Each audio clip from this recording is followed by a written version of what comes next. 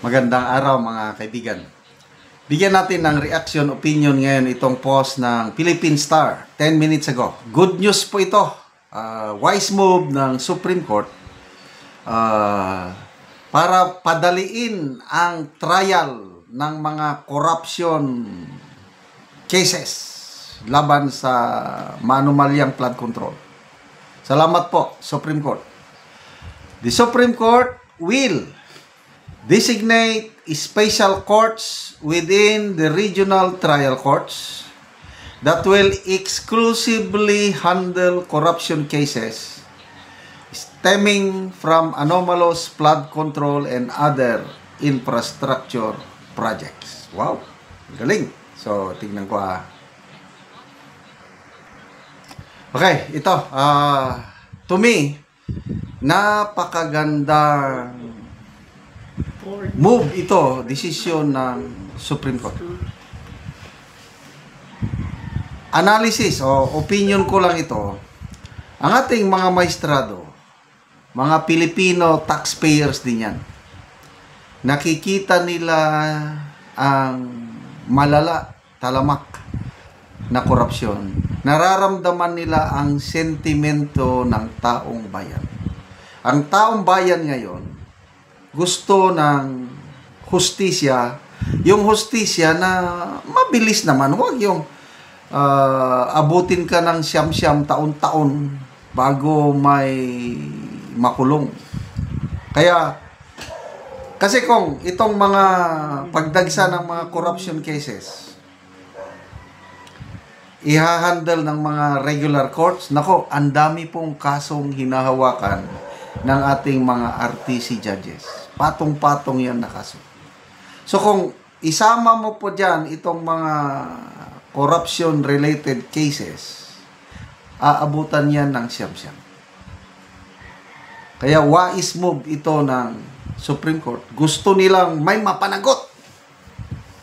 Hindi pwede yung kanila kasi parang with impunity, yung wala na silang takot. Normal na lang yung mangulimbat sila ng, sabi nga ni ex-Justice Reyes, yung chairman ng ICI, halos maiyak-iyak siya. Makita na halos 500 billion, kaya lang nilang nakawin ng ganun na lang. Impunity na yun, yung baliwala lang sa kanila. Walang kinakatakutan. So ito, special courts, talaga mapapabilis. At kung mapabilis ang mga trial, decision kaagad, at least may makulong. Yan po ang sigaw ng taong bayan ngayon, yung mayroong hustisya, mayroong makulong. Kasi kung walang makulong, tuloy ang ligaya nila. Tuloy-tuloy ang ligaya. Magbasa lang tayo sa mga comments. Nole Sadangsal, yes, to expedite corruption cases but make sure the judges assigned is impartial. Sana nga naman. But generally, opinion ko lang ito, karamihan sa ating mga judges are honest, hardworking, patas lang. Although siguro, mabibilang mo lang sa kamay ang mga, so, yan, tama ito. Yung hindi nababayaran. Yung katulad ba ni Judge, kalimutan ko yung pangalan, yung lady judge sa Cebu, na wala siyang sariling sakyanan, nakiki-commute lang papunta sa kanyang sala, sa kanyang court, namatay kumakailan dahil nabangga yung motor na sinasakyanan niya. Pag ganyan yung mga huwis natin, hindi mo talaga mababayaran yan. Dahil ang pera, baliwala sa kanya. Prinsipyo ang nangingibabaw sa mga ganong klase ng mga judge. And I believe, maraming mga judges out there. Kaya ako, buo ang tiwala ko sa ating justice system sa ating bansa. Okay. Ben Disina, pinakamagandang desisyon ng Supreme Court, sana magkaroon ng memo order na rin na magkaroon ng marathon hearing para lubusang manumbalik ang tiwala ng sambayanan sa judiciary. Okay. Laila Abatayo, why ombudsman is not the right court? Then abolish ombudsman. Hindi naman korte ang ombudsman, mga kaibigan. Napapagkamalan nilang korte. Ang ombudsman, parang piskal. Sa Department of Justice, may mga piskal tayo. Pag may magreklamo, dadaan ka muna sa piskal, yung reklamo, evaluate ng piskal. Pag nakita niya na may certainty of conviction ngayon, hindi na yung probable cause. Pag may certainty of conviction, indict o isasampa na ng piskal sa korte. Ang korte, yung regional trial court, yun na, mag-trial na. Ang ombudsman, special investigative arm ng gobyerno laban sa korupsyon. So, ang mga dinadala dyan, mga corruption cases. Ito, pwede itong sa flood control, corruption yan.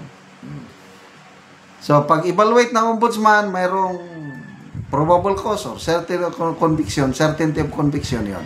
Isasampa na sa Sandigan Bayan. Yung Sandigan Bayan, special court yan para sa graft and corruption.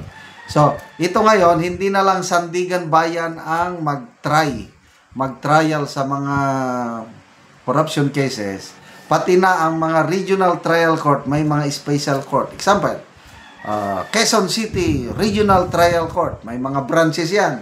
Branch so-and-so, so-and-so. So, mayroong special branch, corruption branch. Yan, doon isasampa. So, mabilis. Kaya nga, napakagandang move ito ng Supreme Court at nakikita ko talaga na puno na ang salop ng taong bayan, including ang ating mga maestrado. Ayaw na nilang patagalin. Ayaw nang patulogin. Dapat litisin kaagad yan. Magdusang dapat magdusa. Ang problema, ito may problema lang, kulungan. Bakit problema ang kulungan? Grabe naman ang ating Secretary of DILG, Secretary John B. Cremulya. Nagpagawa naman siya ng special na kulungan, dormitory naman. Bakit hindi ikulong sa mga ordinaryong kulungan para maramdaman nila ang hirap magpreso? Oh, kompletong mga biddings, malinis, wow. Special treatment, nangawat na nga ng bilyones, trilyones, patirahin mo pa sa komportabling kulungan, wag na lang. Hindi, ikulong pa rin sila. Dapat ikulong sa mga ordinary jails, di ba? Okay, salamat mga kaibigan sa inyong pagsubaybay sa ating channel. Nakakatulong kayo ng malaki sa tribong Talanding ng Bukidnon. Dahil ang income natin sa channel na ito, pantulong po sa tribo. Namimigay tayo ng livelihood assistance sa kanila. Nagpapatanim ng saging lakatan at Arabica coffee. Panoorin nyo ang video na ito. Mauna ni ang among saging lakatan nga among pagaputuson sa silupin para gyud nga maayo gyud ang iyang bunga sinaw. Pito ni siya ka sipi.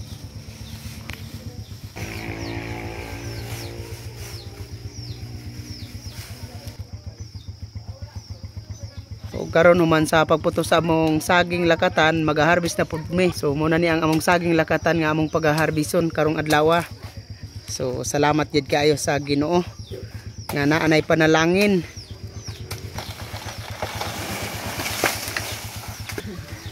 So gikuan lang gyud. Salamat gid kaayo sa Ginoo nga nakarvest namin ani Saging lakatan. saging lakatan. O, karon nalina na gyud mi. So muna ni ang bayad sa among saging lakatan. Salamat gid kaayo sa Ginoo ug labaw sa nagasuporta sa saging. Mga awas na gid sa among kalisyon. Salamat kaayo. Sige sir, sipi adayon. Nakura to sa akin. Wala sa akin. Kawang ka.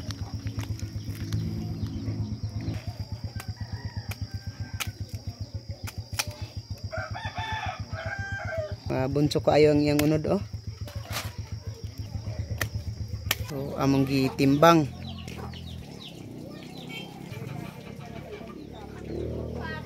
So 15 ka kilos ang isa ka bulig. So nalinan mi og tag 40 ani ang kilo. sa among saging lakatan. So, mo pod ni ang iyan ni unang tanom ni Manoy Iki nga lakatan nga namunga na pod oh.